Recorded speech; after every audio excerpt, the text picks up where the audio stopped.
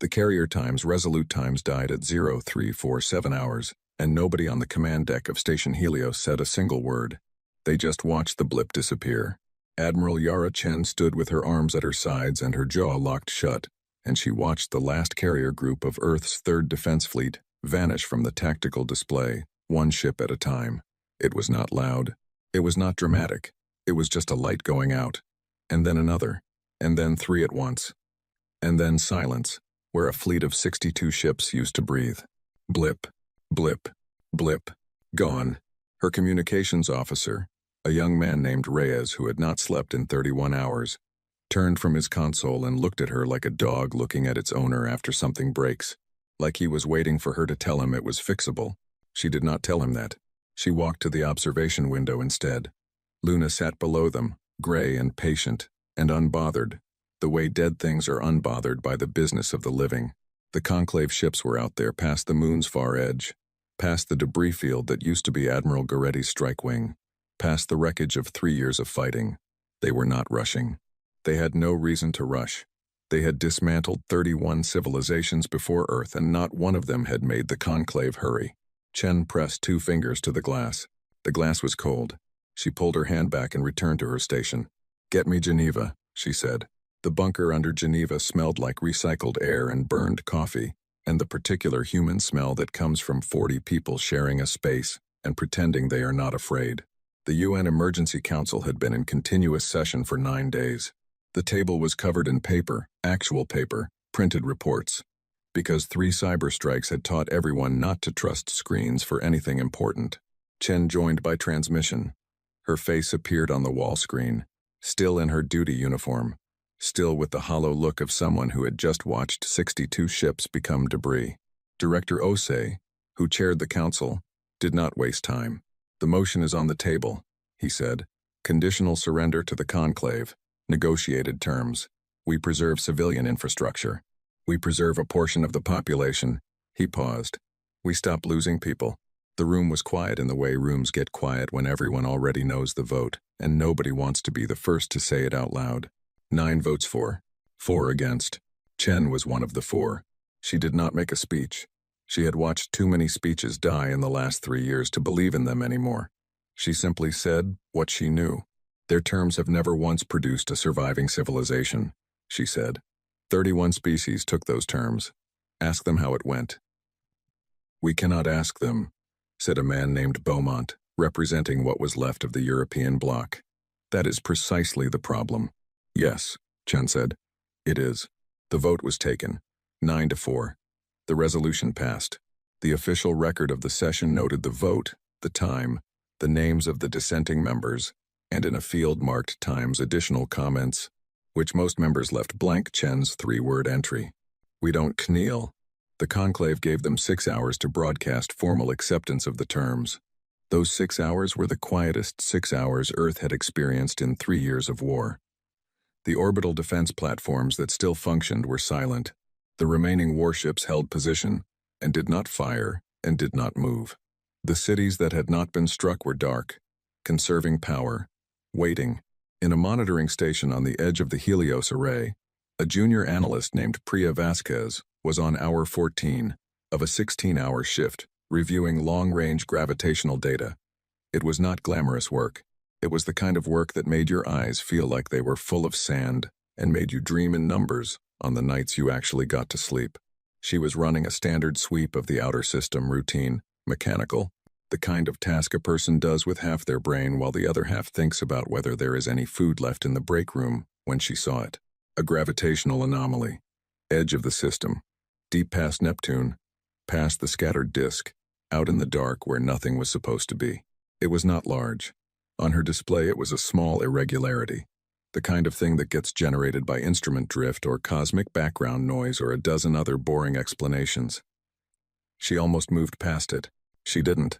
Something about the shape of it was wrong. Natural anomalies had a randomness to their edges. This one was too clean, too deliberate, like something very large was hiding behind a door that didn't quite fit its frame. She filed a report, flagged it priority medium, which was the highest she was authorized to flag anything without supervisor approval, and her supervisor was in the middle of the surrender transmission prep and had told her 14 times today not to interrupt unless something was on fire. She sent the report to the queue. The queue was 847 items long. She went back to her data. The Conclave Supreme Legate was named Vorsan, and he had done this 31 times. He stood on the command bridge of the carrier times Ascendant Principal times and looked at the tactical display of the Sol system and felt the particular mixture of efficiency and boredom that came from a task repeated without variation. The humans had been interesting, briefly. They had lasted 3 years longer than the projection models expected. Their tactics were unorthodox in ways that had required him to adapt twice, which was more than any previous species had managed. But they had reached the end. They always reached the end. His communications officer informed him that the 6 hours were nearly elapsed, and no formal acceptance had been transmitted. Vorsan noted this without expression. He had not expected acceptance. He had learned, over 31 iterations of this process, that some species needed the clock to fully expire before the weight of reality settled on them completely. It was a psychological mechanism. They needed to feel they had held on until the very last second. As if the second mattered, he gave them the full 6 hours, and then 30 minutes more, because he was not without patience. When the transmission came, it was not what he expected. It was not a capitulation. It started with a fishing village on the coast of Iceland, an old man standing in front of a camera someone had propped on a boat railing, the sea gray and heaving behind him. He spoke in a language the translator identified as Icelandic. He was not a politician. He was not a soldier. He was a man who had survived 3 years of war by being stubborn and who had something to say. He said no. The transmission cut to a classroom in Nairobi. A girl who could not have been older than 12 in a school uniform that was torn at the collar, her chin up, her eyes steady. She said no. A farmer in Vietnam, standing in a field that had been half burned and was already beginning to grow back. A mechanic in Detroit, with grease still on his hands. A grandmother in Mumbai who laughed when she said it, like it was the most obvious thing she had ever been asked. A retired general in Sao Paulo who sat in a plastic chair in what was left of his garden and said it with a smile that had no happiness in it whatsoever. No, no, no. The transmission had been stitched together by Earth's remaining communication relays over 4 hours. It had no single author. It had no organizing committee. It had no official government backing, because the official government had voted 9-4 for surrender. It was just people, from everywhere, that still had power and a camera, saying the same word in 300 different languages. It ran for 40 minutes. Vorsan watched it once. He watched it again. His tactical officer stood at his station and said nothing, because the tactical officer had learned, in 7 years of service under Vorsan, that there were moments when speaking was the wrong choice. This was one of those moments. Vorsan watched it a third time. He was not sure why. He told himself he was analyzing it for strategic content, for any sign of military posturing or hidden communication. That was not why he was watching it. The grandmother in Mumbai laughed again. He closed the file. Prepare bombardment coordinates, he said. Primary population centers first. Then, infrastructure. The tactical officer began the preparation sequence. At the edge of the Sol system, past Neptune, past the scattered disk, in the deep dark where Priya Vasquez's unread report sat in a queue of 847 items. The gravitational anomaly began to move. Chen was in her ready room when the bombardment order was confirmed by intelligence intercept. She was sitting at her desk with a cup of cold coffee and a report she was not reading, and the notification came through on her command screen, and she read it and set the coffee cup down very carefully, like she was afraid of spilling it, which was not something she was actually afraid of. She had known this was coming. She had said it in the bunker. She had put it in the official record. We don't kneel. The problem with not kneeling when someone is about to step on you is that you still get stepped on. She thought about that for a while. She thought about the 62 ships that were debris now. She thought about the pilots she had known by name, the ones she had promoted, the ones she had argued with at mission briefings, the ones who had been alive 72 hours ago. She thought about Admiral Goretti, who had gone out with his strike wing into a wall of conclave fire and bought Earth 11 days with his life and the lives of everyone who flew with him. 11 days. That was what it cost. She did not cry. She had cried in the early months of the war, when each loss still had its own shape. 3 years later, the losses had accumulated into something too large to cry at individually. It was like trying to cry at a mountain. She stood up. She went back to the command deck. "Status," she said. "Conclave Vanguard is repositioning into bombardment formation," Reyes said. 200 ships. Estimated first strike on Earth in 4 hours. 14 minutes. "Our assets?" Reyes looked at his screen like he was hoping it would say something different than it had 5 minutes ago. It didn't. 3 frigates. Katun, São Paulo, Endurance. Carrier times Honshu, operational at 40%. 11 repurposed mining vessels with railguns fitted. He paused. "And us." Station Helios was a command and monitoring platform, not a warship. It had point defense systems and 2 missile banks that were down to 30% capacity. 14. Chen said. 14, Reyes confirmed. Against 200. She stood at her station and looked at the tactical display. The conclave formation was clean, professional, arranged with the kind of precision that comes from doing something so many times it becomes muscle memory. They had done this 31 times. They knew exactly how it went. Behind her, a secondary alert chimed on a low-priority monitoring screen. An automated update from the outer system sensor array. Flag escalating a report that had been sitting in a queue. Nobody looked at it.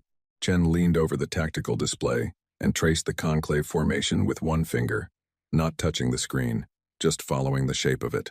200 ships. She had 14. She thought about the fishing village in Iceland, the old man in the gray sea, the 12-year-old in the torn uniform. She straightened up. "All hands," she said, into the ship-wide channel. Her voice was level in the way water is level, not because nothing is underneath, but because everything underneath has found its balance. The conclave is moving to begin orbital bombardment of Earth. We have 14 functional assets in 4 hours. I am not going to tell you we can win this. I am going to tell you we are going out there." She paused. "That's all." She clicked off the channel. Reyes was looking at her. She looked back at him. "Plot intercept courses," she said. "All assets." At the edge of the Sol system, the gravitational anomaly was moving at a speed that should not have been possible for anything with mass. It was moving the way a stone moves when it has been held for a very long time and finally released. It was moving like it had somewhere to be. Priya Vasquez's unread report item, 211 of 847 inches. The queue, still unread, still waiting, had a subject line that said, in plain technical language, that a gravitational signature of unknown origin and significant mass was accelerating toward the inner system. The queue had 636 items ahead of it. Nobody read it. Outside, the conclave fleet kept moving, and in the dark between the stars, something old and patient and full of a debt that had been building for 40,000 years came burning toward the Sunday. The frigate times Katun times launched from its dock at Station Helios 18 minutes after Chen gave the order, and its captain, a stocky Pakistani woman named Fatima Raza, who had been a cargo hauler before the war, and a warship commander for 2 years and 6 months and 4 days, watched the station fall away behind her and thought about rice. Specifically, she thought about her mother's rice, the way it smelled, the particular pressure of steam lifting the lid of the pot in the kitchen of the apartment in Karachi that was probably rubble now. She didn't know. She hadn't been able to reach her family in 6 weeks. The communication networks in that region were gone, or jammed, or both. She thought about the rice because she was terrified, and thinking about the rice was better than thinking about the 200 ships waiting for her at the edge of the inner system.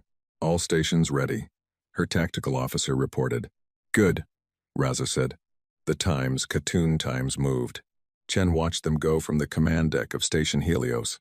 The 14 ships spread out from their docks and holding positions in a pattern that looked, on the tactical display, less like a battle formation and more like 14 things that had decided to walk towards something very large and very dangerous, because the alternative was standing still and watching it arrive, which was not, strictly speaking, wrong. "Time to contact?" she asked. "At current approach velocity, 3 hours, 40 minutes, Reyes said. She nodded. The mining vessels were the slowest. They had been built for hauling ore between the asteroid belt and the processing stations at Mars, and their engines were enormous, but their acceleration was gradual and ponderous, like convincing a mountain to move. The railguns bolted to their cargo frames looked wrong. the way a weapon always looks wrong attached to something that was built to carry, and not to fight. Their crews were miners and engineers and cargo workers. 3 of them had any prior military experience. The rest had signed up in the last 6 months. In the last year, as the war ground closer, and the difference between civilian and soldier stopped meaning what it used to mean, Chen had met some of them. She remembered a man named Bautista, a cargo engineer from one of the Mars stations, who had shaken her hand in a docking corridor and said, with the flat certainty of someone stating a fact rather than making a decision, "They're not getting to Earth while I'm still flying." He was out there now, in one of those slow, enormous mining haulers, moving toward 200 Conclave warships. She looked away from the display. She had learned, in 3 years, not to count. The Conclave Vanguard detected the incoming Earth forces with no particular concern. Vorsan's tactical officer reported the intercept course of the 14 remaining human assets, listed their classifications, and projected the engagement outcome in numbers that were effectively 0 on any scale the Conclave used to measure military significance. Vorsan gave the report the attention it deserved, which was very little. He was more interested in the bombardment schedule. The preliminary targeting had been completed by his strategic team primary nodes first, the industrial and communications centers, the network hubs, the largest population concentrations, not because the Conclave was cruel. Cruelty implied an interest in suffering. The Conclave was efficient. The targeting was efficient. The result would be efficient. 31 times, this sequence had produced the intended outcome. A species with enough residual population and infrastructure to be resettled and processed, stripped of the specific characteristics that made them dangerous, and folded into the Conclave's resource network. It was, in its way, a kind of mercy. The species survived. In pieces, in quiet, in service, but they survived. Vorsan told himself this regularly. He had told himself this 31 times. He believed it. First bombardment wave in 2 hours. His tactical officer reported. Proceed on schedule, Vorsan said. Chen's 14 ships hit the outer edge of the Conclave formation at a range that made no sense tactically, because the only tactic that made any sense was impossible, so there was no reason to observe normal tactical caution. The Khatoon Times fired first. Her missiles were a type the Conclave had seen many times in the previous 3 years and had developed countermeasures for 18 months ago. But they were what she had, so she fired them, and some of them got through and struck the hull of a Conclave destroyer. And the destroyer listed and vented atmosphere, and did not explode but began to drift. One ship, drifting. The Conclave responded with the minimum force required. That was the thing that Chen's tactical officers noted in their logs. Later, those who survived to write logs. The Conclave did not get angry. It did not escalate beyond what was necessary. It simply applied the required pressure to remove the obstacle, the way you apply pressure to a splinter. The frigate Times Endurance Times took 3 direct hits within the first 11 minutes and went dark. The mining hauler Times Bautista's Pride Times Bautista had named it that himself. The original registry name was something corporate and forgettable. Punched a railgun slug through the side of a Conclave cruiser at range, and then took a beam weapon, hit amidships, and broke apart into 5 large pieces and a cloud of smaller ones. Chen watched this on her display. She did not look away. There was a thing she did, in moments like this, that she had never told anyone about. She said the name of the ship in her head, not the registry number, the name. Endurance. Bautista's Pride. She said it once, silent, and then she kept working. It was not a prayer exactly. It was more like a receipt, like she was keeping a record that she would carry somewhere, and she was not sure where, but she was keeping it. Endurance. Bautista's Pride. The Dea. They're punching through us, Rhea said. The formation is. I see it, Chen said. The Conclave formation had separated. Most of the fleet was now engaged with Chen's 14 ships contained them, was the better word. The way you contain something small and annoying, while the important work continues elsewhere. 20 ships had broken off and were already inside Earth's orbital space, running the bombardment approach. They're beginning their run, her tactical officer said. The voice was professional. The hands on the console were shaking. Chen watched the 20 ships accelerate toward Earth. She had 43 years of memory packed into a body that weighed 61 kilograms and had not slept in 22 hours, and all 43 years of it were screaming at her to do something. Anything. Something. She had nothing left to do. The first bombardment strike hit the eastern Pacific coast of North America at 0619 hours. The strike was not nuclear. The Conclave did not use nuclear weapons. What they used was worse in the ways that mattered. It was surgical, it was quiet, and it left the infrastructure standing. The infrastructure was useful. It was the people that needed to be reduced to manageable numbers. Chen did not watch the strike on the surface camera feeds. She kept her eyes on the tactical display. "Keep firing," she said, to every ship still capable of firing. "Keep moving." It was a sensor operator on the damaged carrier times Honshu, times who finally read Priya Vasquez's report. His name was Cho, and he was reading it for the wrong reason. He had pulled up the long-range sensor queue looking for something, anything, that might be usable, some debris field or gravitational quirk that might provide cover for the times Honshu's times approach.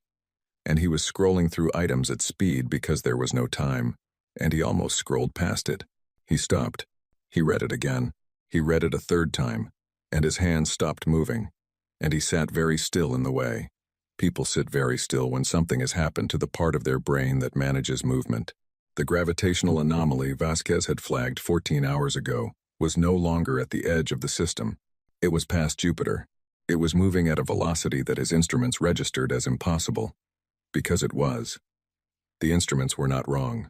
Something with a gravitational signature equivalent to approximately 2 million metric tons of mass was moving through the inner system at a speed that violated several things Cho had been taught were not violable. He looked at the shape of the signature again. Not an asteroid. Asteroids didn't move like this. They didn't decelerate. They didn't adjust their approach vector in real time the way this thing was adjusting, subtly, by small degrees, like something that knew where it was going and was lining itself up with precision. He opened a channel to Station Helios. "Admiral Chen," he said, "we have something on long-range sensors." Chen looked at the data Cho transmitted and said nothing for a long moment. Something was coming in from the outer system, past Jupiter now, moving fast, moving with intent, moving in a way that nothing she knew how to classify moved. "Can we identify it?" she asked. "No classification match in any database," Cho said. "Human or captured, Conclave." She looked at the shape of the gravitational signature on her display. It was enormous. "Is it heading for us?" she asked. There was a pause. "No, Admiral," Cho said. "It's heading for them." She looked up at the main display. The Conclave formation. 200 ships, 20 of them currently executing an orbital bombardment of Earth. She looked back at the anomaly. It was past Jupiter and still accelerating. Reyes turned from his station and looked at her. His eyes had a question in them that he did not know how to put in words. She saw it and she did not have an answer for him, so she did what she always did when she did not have an answer, which was to find the next thing she could actually do, and do that instead. "All ships, stay in formation," she said. "Keep pressure on the flank." But she kept one eye on the anomaly. It was moving the way things move when they are very certain of something. Vorsan noticed the anomaly 12 minutes later. His long-range sensors were better than anything Earth operated, and the anomaly had been on the outer edge of their detection range. And his sensor teams had filed it as a natural occurrence, a drifting mass from the outer system, and moved on because there was no reason to think otherwise. There was now. His senior sensor analyst came to him directly, which was unusual. Analysts sent reports through the chain. They did not come in person unless the thing they were reporting was too large or too strange for a report to contain it properly. The analyst put the data on Vorsan's personal display and stood back. Vorsan looked at it. He looked at it for a long time.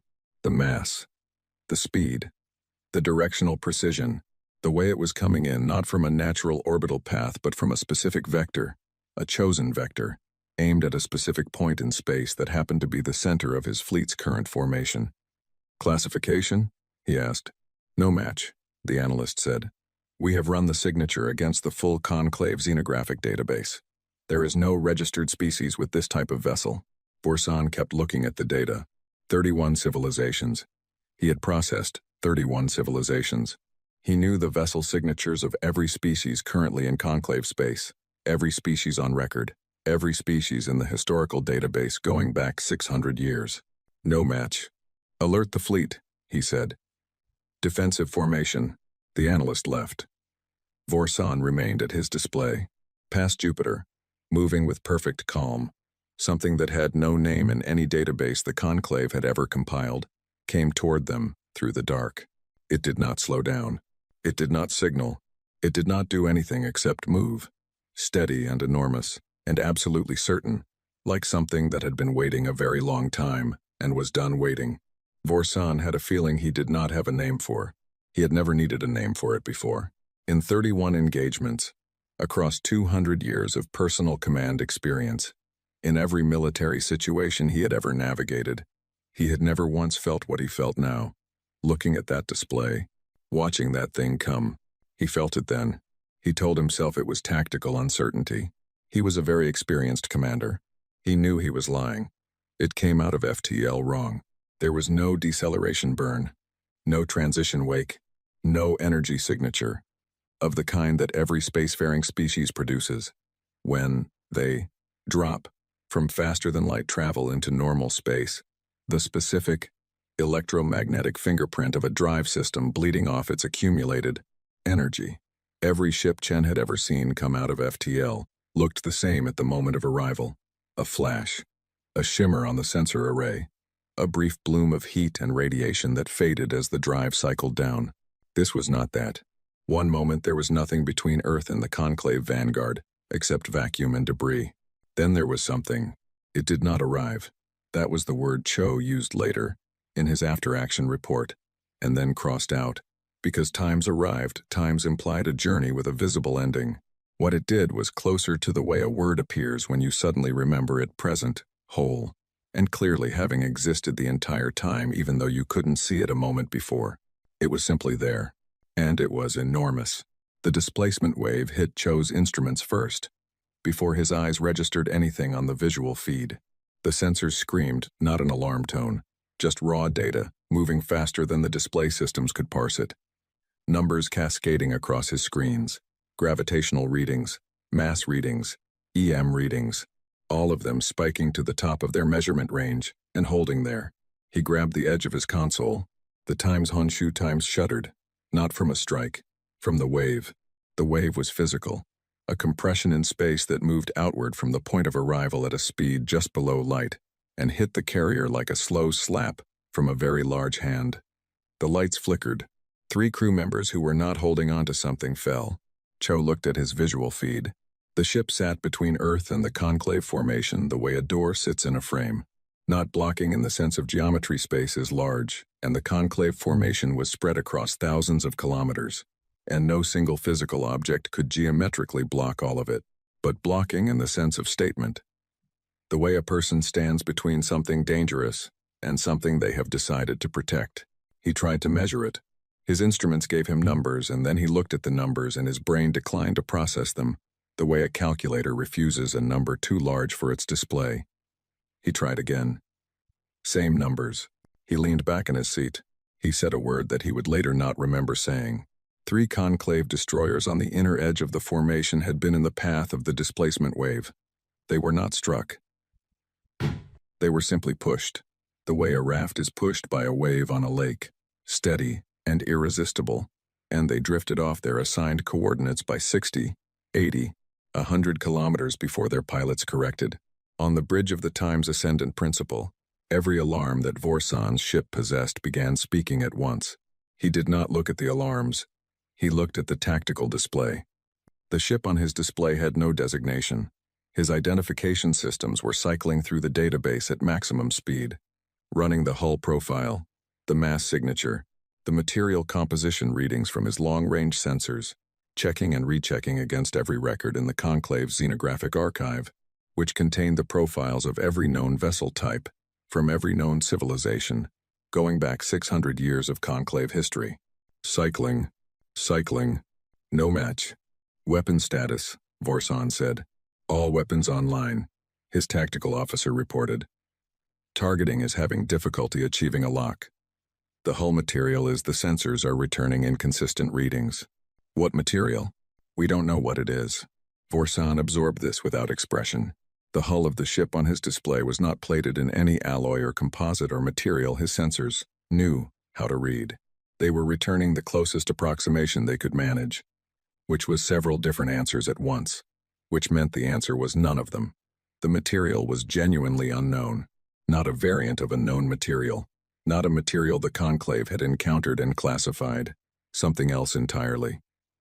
The ship's geometry was the other thing. Most ships look aggressive or passive. Weapons, placement, and hull design tend to signal intent the way body language signals intent. A ship built for combat looks like a thing built for combat. A ship built for transport looks like a thing built for transport. This ship looked like it had been built to time's last. The hull plating was not arranged to maximize weapon coverage or to minimize profile against radar. It was arranged to be immovable, layered and reinforced in the way that ancient structures are reinforced, the way the very old things, the things built before the concept of obsolescence existed, are built. Not for the next battle, for the next 1,000 years. It radiated the specific arrogance of something very old that has outlasted everything that ever tried to end it. Any signal activity? Vorsan asked. It is transmitting, his communications officer said. All frequencies, broad spectrum. Language? There was a pause, a longer pause than he expected. He turned and looked at his communications officer, who was a conclave species named Vel Ra, 10 years in this post, who had processed transmissions in 47 known languages, and had never, in Vorsan's experience, shown visible distress at her station. She was showing visible distress. The languages. She stopped, started again. I'm running it through the archive. It is giving me a match. But the match is, what language? She looked at him. Veil, she said. The bridge of the time's ascendant principal times went silent in the specific way that a room goes silent not when nothing is happening but when something is happening that nobody has prepared for. Vorsan stood at his station and did not move. The Veil. Every species in the conclave knew the word. Some species' histories contained it as a geographic reference. The Veil had occupied a system near what was now conclave core space, 40,000 years ago.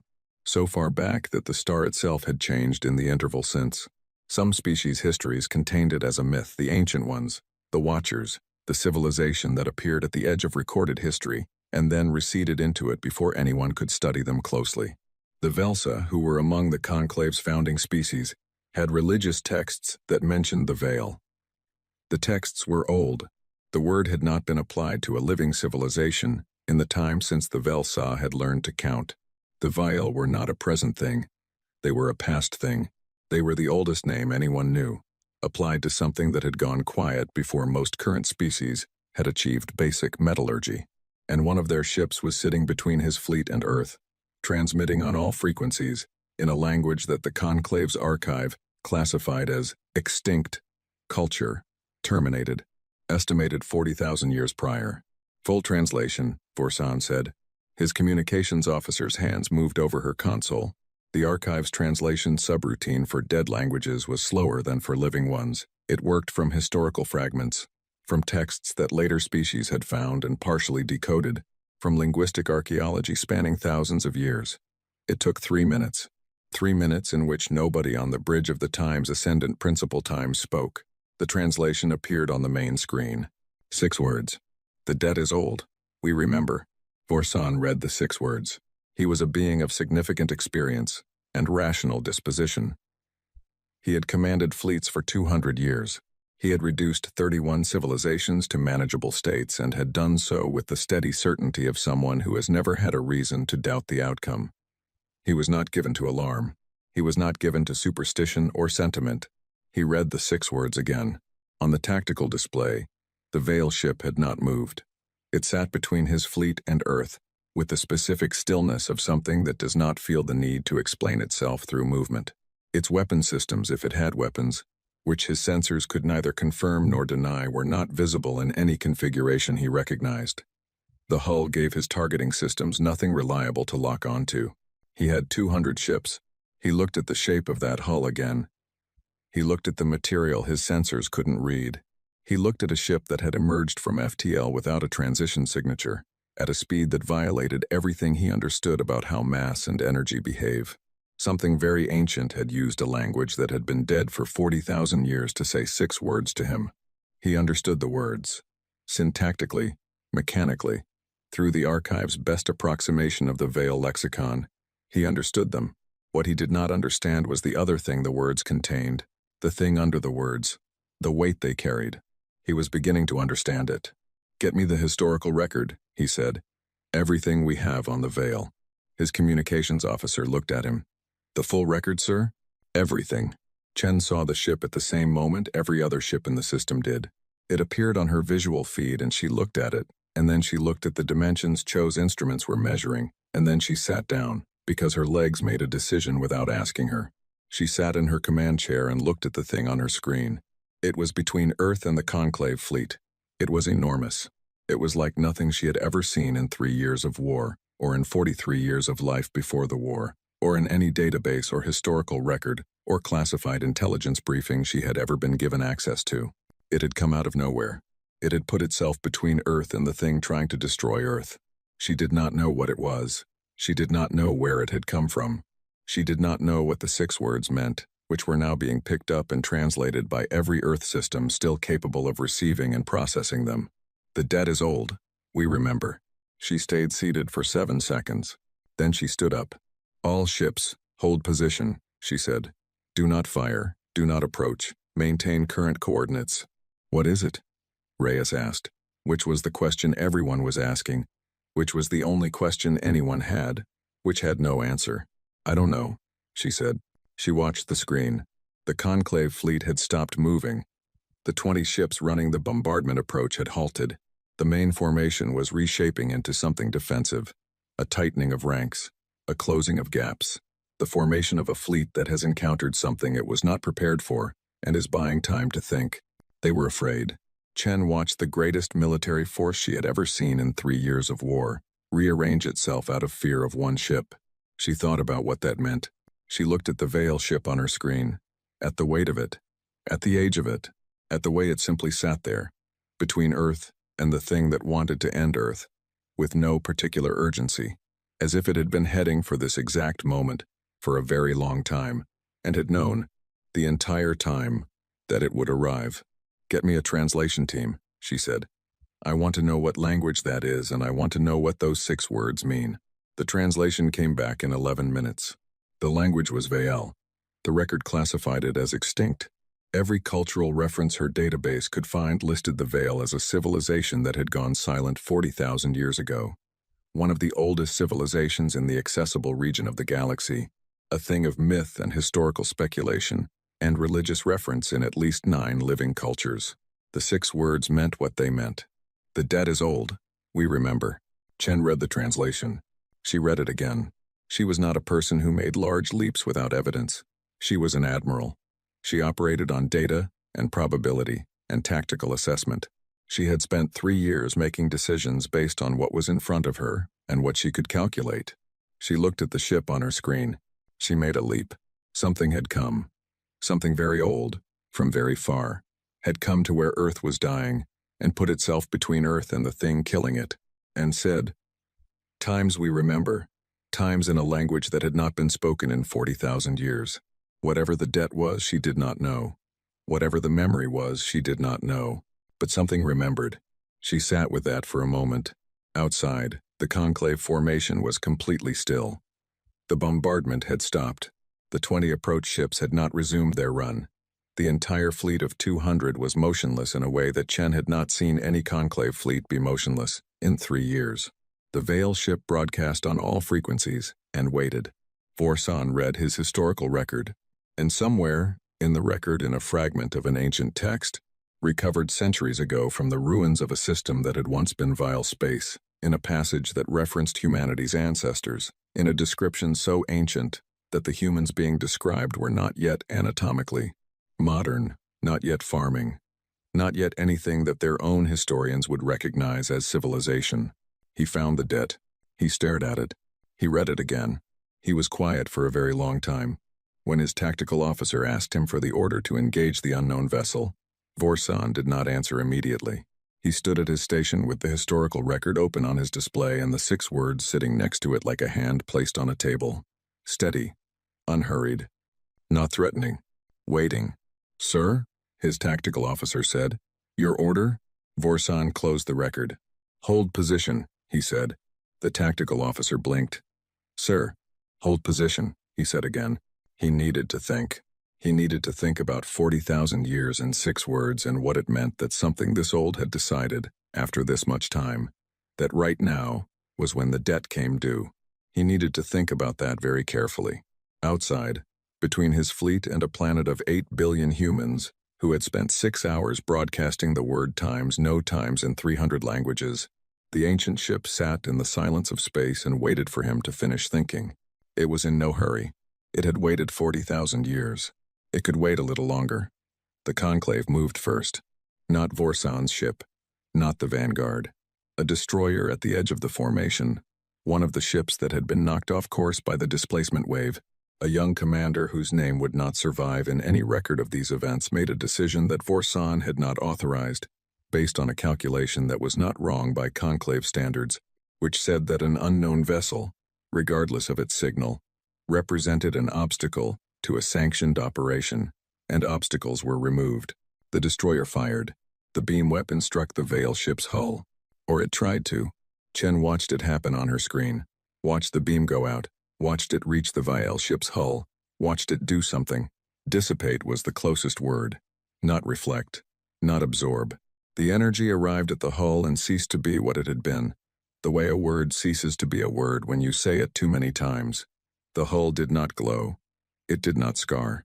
It did nothing except continue to exist, unmodified, as if the beam had been a strong wind and the hull was a mountain that had been dealing with strong winds for longer than the concept of wind had existed. Reyes made a sound that was not a word. The Veil ship responded. It did not respond the way Chen expected. She had been watching the hull for weapon ports, for the kind of obvious external architecture that combat vessels display: the barrels, the emitters, the ports, the physical evidence of a weapon system. She had not found any. She had assumed, somewhere in the back of her mind, that a ship this old and this large would respond to fire, with something visible and dramatic. What happened was almost quiet. The Conclave destroyer, a 100-meter vessel, well-armored, one of the fleet's standard combat configurations, stopped working.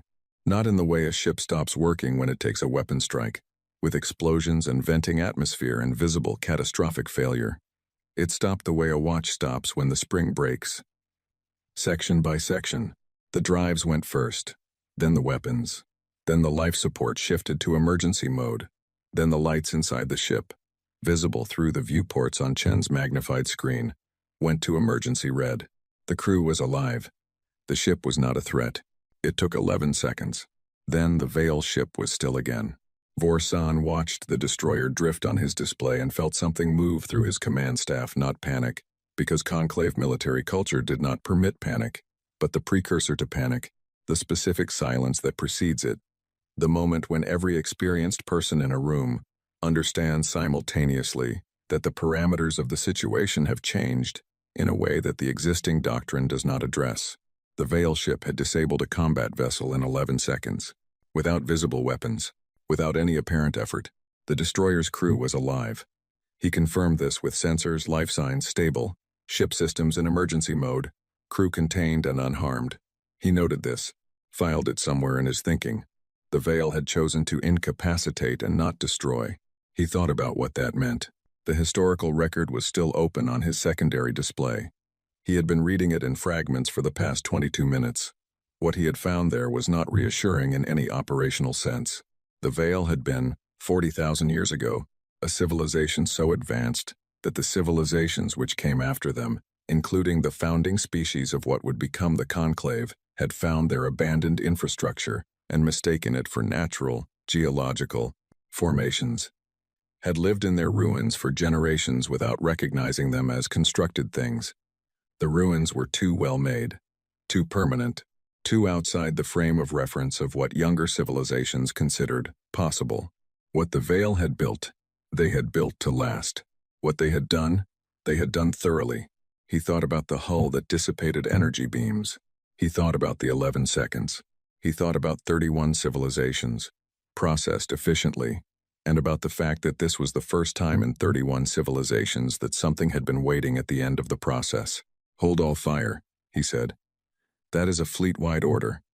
Nothing fires without my specific command." He opened a direct channel to the ship that had fired. The exchange was brief. He then opened a fleet-wide channel and said, in the specific tone he used for orders that were not to be questioned, that the next unauthorized weapons discharge would be treated as a dereliction of command. He closed the channel. He looked at the Veil ship on his display. It had not moved. It had not fired again. It had disabled one ship, responded to exactly the threat presented, and returned to stillness. He thought about that. Then it opened a new channel. Not a broad transmission this time. A directed signal, aimed at one specific ship in the system. It was aimed at Chen's station Helios. Chen's communication system registered the incoming signal and she told Reyes to put it through, and he did, and for a moment, there was only static. The kind of static that happens when two systems are trying to find a common ground between two very different means of communication. The electronic equivalent of two people speaking different languages and trying to figure out which words they share. Then a voice. It did not sound the way she expected. She had not known what to expect. But she had some instinctive, human assumption about what an ancient alien would sound like. Something grand or overwhelming or fundamentally non-human in its resonance. The voice that came through the channel was none of those things. It was an old voice, in the way a person's voice gets old, quieter than it once was, considered, choosing each word the way you choose where to step on uncertain ground. It was speaking in something that was not quite her language but was built from it, assembled from it, as if the speaker had spent time studying it and was using it carefully. The voice said, "We apologize for the difficulty with translation. We have been preparing for this communication for some time. We ask for Admiral Chen." 1. Reyes looked at her. She looked at him. "This is Chen," she said. Pose? "We know who you are," the voice said. "We have known since your first broadcast. Your ancestors had that same quality. The certainty. The way of not looking away." Chen said nothing. "We would like to come aboard your station," the voice said. "We need to tell you something. Not about the battle. About why we are here." The shuttle that came from the Veil ship was small. Smaller than she expected. It moved through the debris field of 3 years of war, with the careful precision of something that had been navigating for a very long time, and was practiced at finding the path through things. It docked at Helios's secondary bay. Chen was there when the hatch opened. She had 3 armed officers behind her, and she had kept her sidearm holstered because whoever or whatever came through that hatch, a holstered sidearm was a better statement than a drawn one. The being who came through was not what she expected. She had expected large. Ancient things tended, in her experience, to have the scale of the age they carried. The Veil, who stepped through the hatch, was small, smaller than Chen, who was not tall, narrow in the way of something that had once been more substantial and had been worn down by time to its essential structure. Its coloring was pale in a way that suggested a physiology adapted to low light, or perhaps simply to a very long time in space. Its eyes were large and very dark, and they moved around the bay with the alert, measuring look of something that was used to reading environments quickly. Its face was old was not the word. Finished times was the word. The way a stone is finished by a long river. All the excess worn away, and only the particular shape that it always was left behind.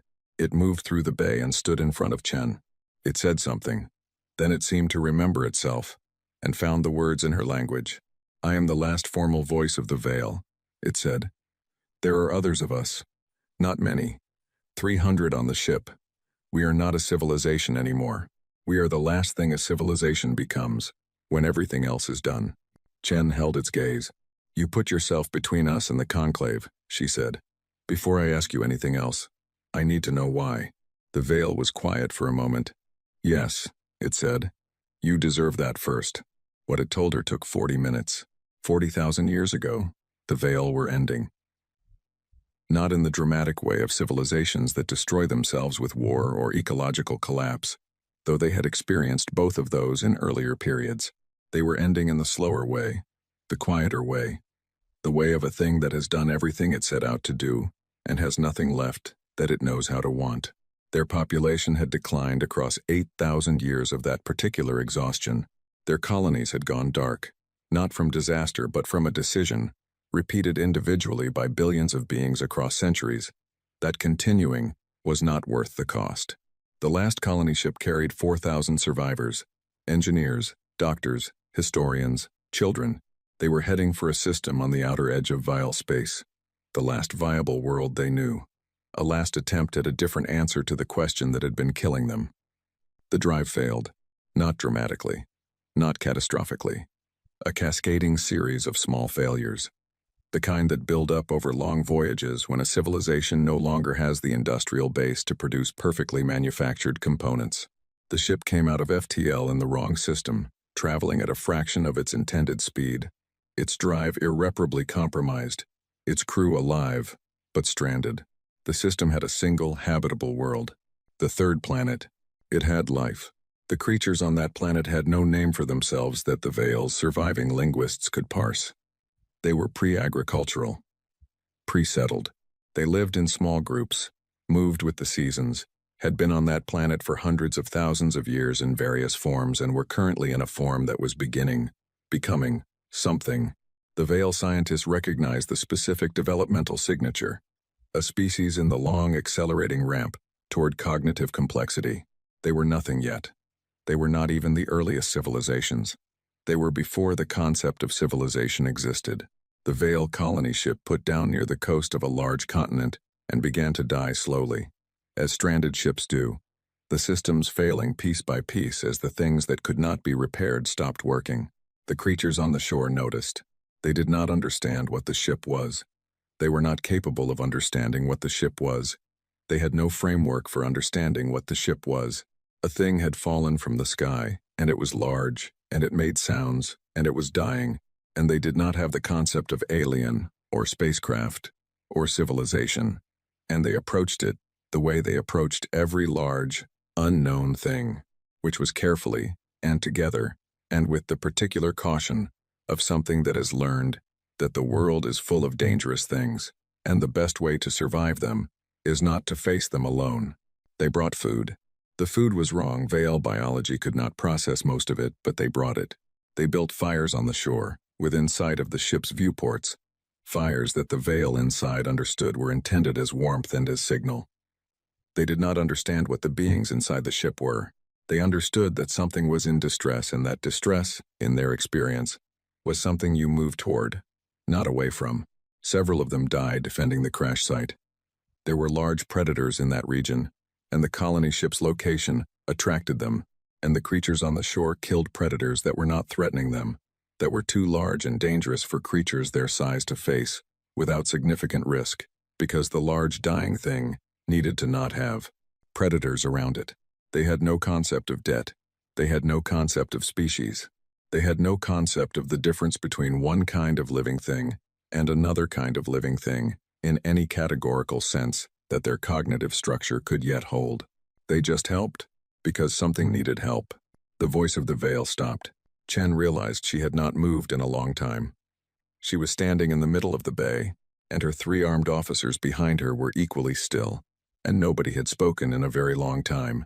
"The survivors," she said. "Your people. What happened to them?" "They lived," the voice said. "Not for long, by Veil standards. Fewer than 300 years. Not enough to rebuild. Not enough to call for help that could reach them in time. But they lived, and they kept records. And they sent a signal, eventually, with the last of the ship's power." A pause. "We received that signal. It took 11,000 years to reach us." "And the creatures," Chen said. "On the shore." "On the shore." The voice looked at her. "They became many things over 40,000 years, it said. They became farmers, and cities, and wars, and music, and science, and questions without answers. They became everything they were going to become, because of those extra 300 years. It paused. "They became you." Chen looked at it. The thing in front of her was the last of a civilization older than human consciousness. It had come 40,000 years and an uncountable distance to stand in this bay and say those words. She did not speak for a while. Outside, the battle was still happening. Not here. The conclave had halted around Helios, but on the other side of the formation, Chen's remaining ships were still under fire, and she could hear it in the background of her tactical feed, the voices of her crew reporting contact and damage and returning fire. She thought about the fishing village in Iceland, the 12-year-old in the torn uniform, the grandmother who laughed.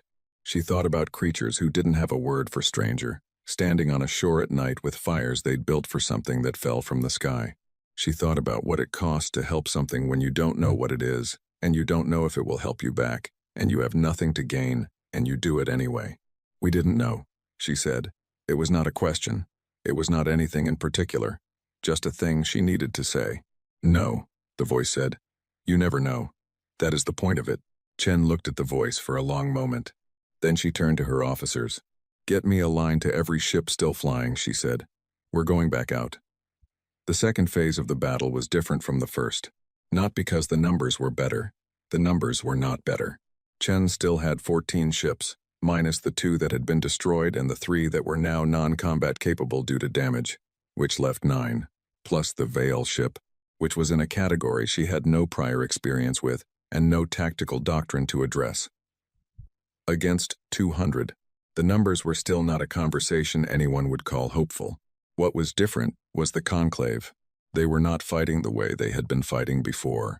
Before the Veil ship arrived, the conclave had moved through Chen's fleet with the methodical ease of something removing a minor obstruction, deliberate, professional, unconcerned, the kind of efficiency that comes from certainty. They had known what they were doing, and they had known how it would end, and they had done it accordingly. They were not certain anymore. The Veil ship moved through the formation the way water moves through rock, not destroying, not pressing through by force, but finding the places that were already open and going there, turning the fleet's own careful geometry against it. The conclave ships had been arranged in a formation designed for planetary bombardment, not for engagement with an adversary who had come from the inside of their own perimeter. They adjusted, they tightened, and in tightening they got in each other's way. Chen's 9 ships hit the gaps.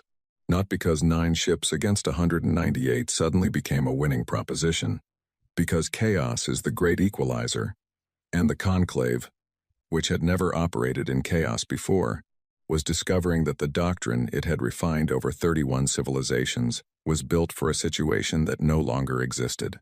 The Times, Khatun Times, ran a pass through the flank of the formation and came out the other side, with 2 conclave destroyers following her, and one of the remaining mining haulers cutting across her wake and putting a railgun slug through the lead destroyer's drive housing. The destroyer spun. The second one had to avoid it. The mining hauler was gone a second later. A beam weapon hit that took off its entire forward section, but it had bought the Times, Khatun Times, clear air, and Raza used it without hesitating, coming around for another run before the formation could close. Chen watched this from her command deck and said nothing for a long time and then said, Raza, break right after your next pass. Don't let them cut off your exit. Already planned for it, Raza said, over the comm. Her voice was completely level. Chen noted this and filed it in the part of herself that kept track of certain things and then returned to the tactical display. The Veil ship was taking damage. It had been taking damage since the conclave found weapons configurations that produced effects the hull's material could not simply dissipate. The hull was extraordinary. The hull was, by the evidence of Chen's sensors, built from something that should not have been possible to build from, and should not have been possible to machine into hull plating, and should not have been possible to maintain in that configuration for 40,000 years. But it had limits. The conclave had a combined weapons archive representing 31 civilizations of military technology development, and they were cycling through that archive at speed, trying different configurations, different frequencies, different types of energy, and kinetic impact. Some of them worked, not the way conventional weapons work on conventional hulls. But the Veil ship was large, and even a material that resists conventional damage takes cumulative punishment, from 40 ships firing simultaneously, and after 90 minutes of engagement, Chen's sensors were reporting that sections of the Veil ship's hull were showing structural irregularities, and that the ship's power output, which had been constant since it arrived, was beginning to fluctuate. It was not invincible. It had never claimed to be. It had claimed, in 6 words, to remember a debt. It was paying the debt with everything it had.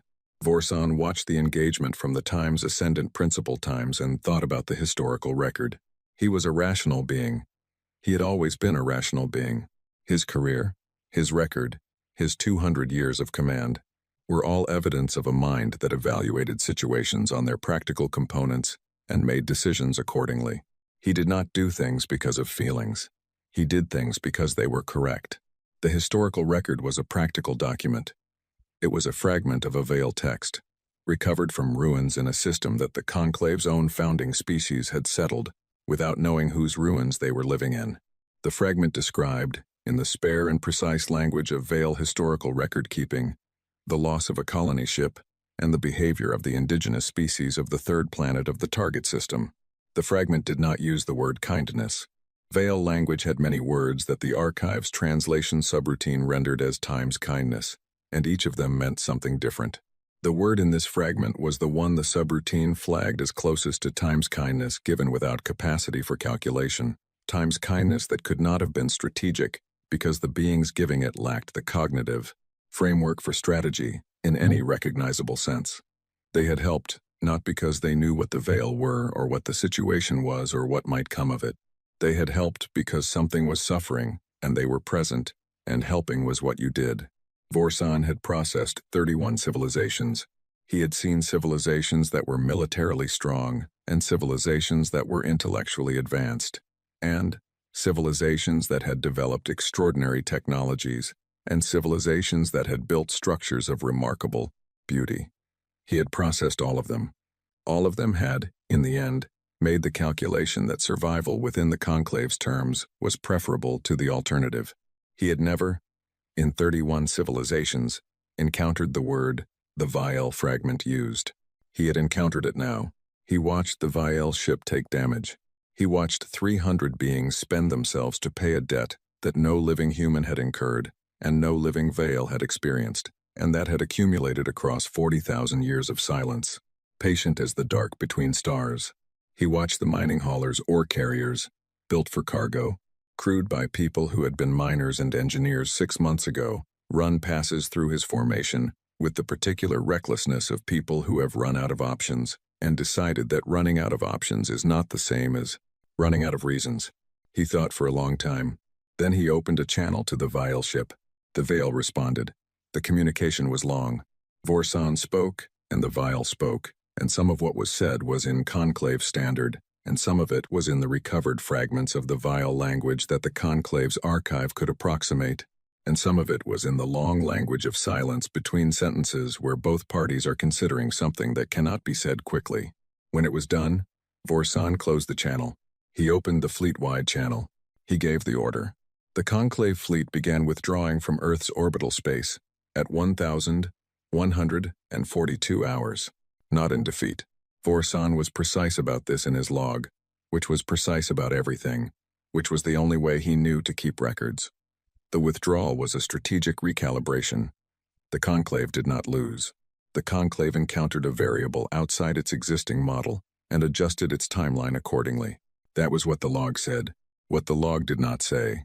He had stood on the bridge of the Time's ascendant principal times and read about creatures who had never seen a star up close and probably never would, building fires on a shore at night for something dying and incomprehensible.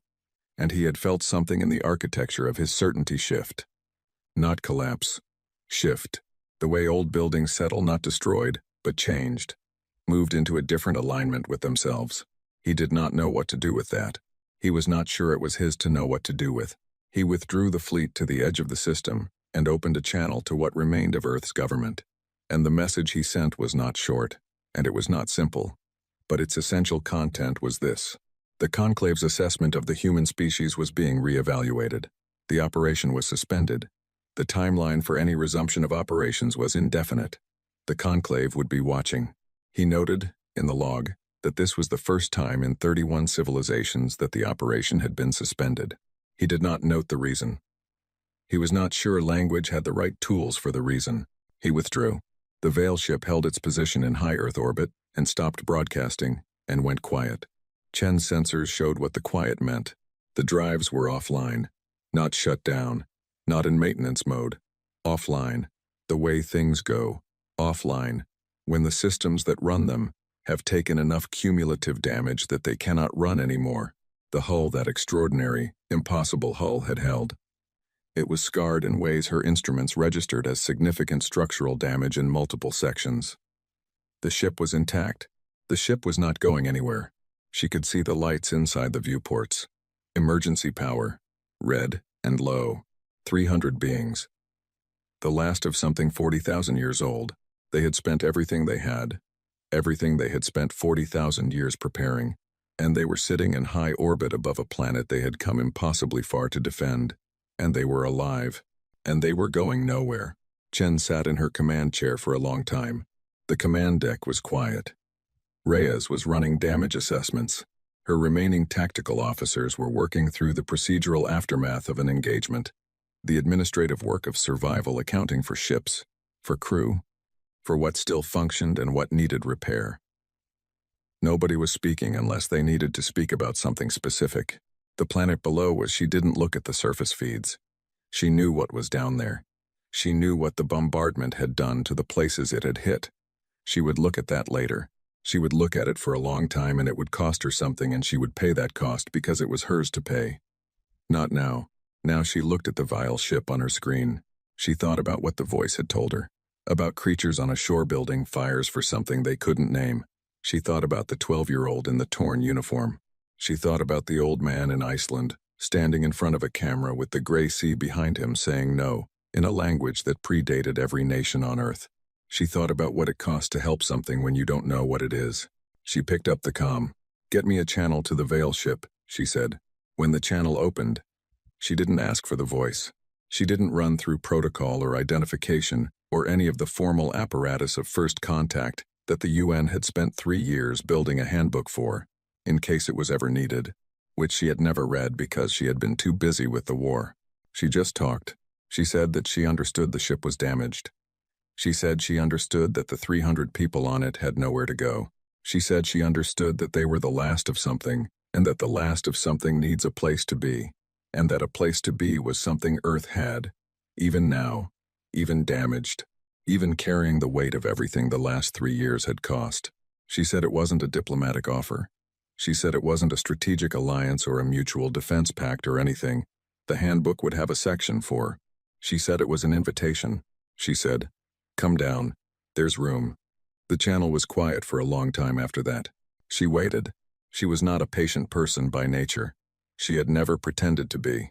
She moved fast and decided quickly and did not like the feeling of waiting for something she could not control. She had learned patience the way most people in her profession learned it, by having it extracted from her over time until what was left was not exactly patience but its harder cousin. The ability to hold still when holding still was the right thing. She held still. The response came. The voice said, "We know. We have always known that about you." The channel stayed open a moment longer. Then the Veil ship, scarred and dark, its drives cold, its hull bearing the evidence of the last thing it had done, began to move, slowly, by degrees, the way a very tired thing moves when it still has one more thing to do. It began its descent. Chen watched it come down on the external cameras. It came in over the Pacific, low and slow, nothing like the way it had arrived in the system. No violence, no displacement wave, no dramatic entry. Just a very large and very old thing choosing, after a very long time, to stop moving and be somewhere. It picked a site on the coast, the sensors said, Northern California, a stretch of coastline that the bombardment had not reached, that was still green and cold and edged with the sea. She thought about the shore, the fires. She thought about whether the voice had picked that site because the Veil record said it was near where the colony ship had come down 40,000 years ago. She thought the voice probably had. The ship settled. It did not crash. It was too deliberate for crash, too intentional. It settled, the way something settles when it has found the thing it was moving toward and is done moving. The dust it raised along the coast was visible from orbit for 20 minutes. Then it was still. Chen watched the cameras for a while after that. The war was not over. She understood this with the part of her mind that never stopped working. The conclave was at the edge of the system, withdrawing but not gone, watching but not finished. The suspension was not a peace. It was a pause. There would be more meetings, more decisions, more nights on this command deck staring at a tactical display and making choices that cost things she couldn't afford to spend. The conclave would watch, and the Veil ship sat on the coast of Northern California, still and quiet, and its 300 passengers were the oldest allies in the history of a species that had not known it, had allies, and outside on the shore, whatever coast, whatever night, whatever fire, something would always move toward the thing that needed help. That was the point of it. That was what the voice had said. Chen sat in her command chair for a long time. Then she stood up. There was work to do. She went back to it. In Geneva, in the bunker that still smelled like recycled air and burned coffee, Director Osei was looking at the transmission from the Conclave fleet that said, in clinical Conclave standard, that the operation was suspended pending re-evaluation. He read it 3 times. He read Chen's name in the supplementary report. He read the name of the Veil ship, which the Veil voice had provided, the returning.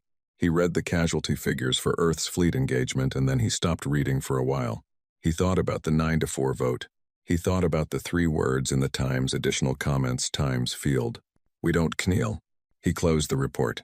He sat in the bunker, under Geneva, with the weight of a species still on his shoulders, alive and damaged and stubbornly present. And outside somewhere an ancient ship had landed on the shore of the world it came back to pay a debt to. And the debt was still being paid, in the way that some debts are paid not once, but continuously, by everyone who inherits the memory of what was done. He opened a new document. At the top of it he typed, Redesignation of Earth's diplomatic status pending first contact protocol with the Veil. He stopped. He deleted the line. He thought about creatures on a shore at night, building fires for something dying, with no framework for understanding what they were doing or why, just the simple animal certainty that something needed help, and they were there, and help was what you did. He typed instead, Statement of Gratitude to the Veil Draft 1. He sat with the blinking cursor for a moment. Then he began to write. Outside, somewhere on a California coast, 300 of the oldest people in the galaxy stepped out of their ship for the first time in a journey that had taken 40,000 years, and put their feet on the ground of the world that had sent them here, and breathed the air of the place where the debt began. The sea was there. It was cold and gray and entirely unbothered by history. It sounded exactly the same as it always had.